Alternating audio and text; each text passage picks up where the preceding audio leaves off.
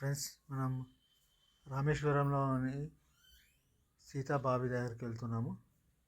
చూస్తున్నారు కదా, చుట్టూ సముద్రము, బంగాళాఖాతము, హిందూ మహాసముద్రం మధ్యలో ఈ బావి ఉంటుంది. దీన్ని సీతా బావి అంటారు.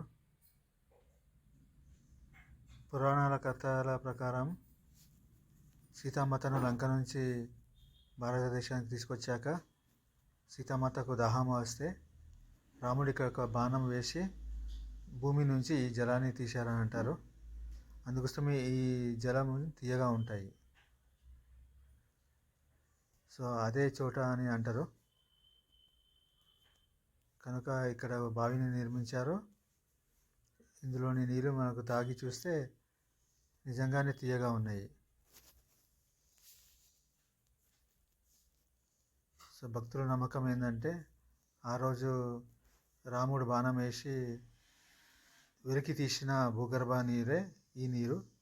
అందుకోసమే ఈ నీరు తీయగా ఉన్నాయని ఒక నమ్మకం. నిజమైతే మనకు తెలియదు. మేబీ ఇక్కడ ఈ హౌజ్లో, ఈ బావిలో మనకు నీరు నింపి కూడా, బయట నుంచి నీరు నింపి కూడా తీయగా ఉన్నాయని చెప్పొచ్చు. కానీ నమ్మకం మాత్రం ఇది రాముడు అప్పుడు సీతామాత కోసం వెలికి తీసిన భూగర్భ జలం అనే ఒక నమ్మకం. నీరు మాత్రం తీయగా ఉన్నాయి.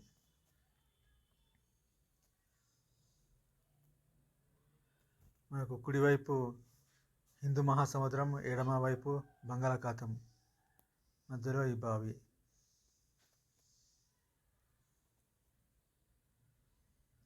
శ్రీలంక మనకు ఇక్కడ నుంచి 18 మైళ్ళు మాత్రమే ఉంటుంది.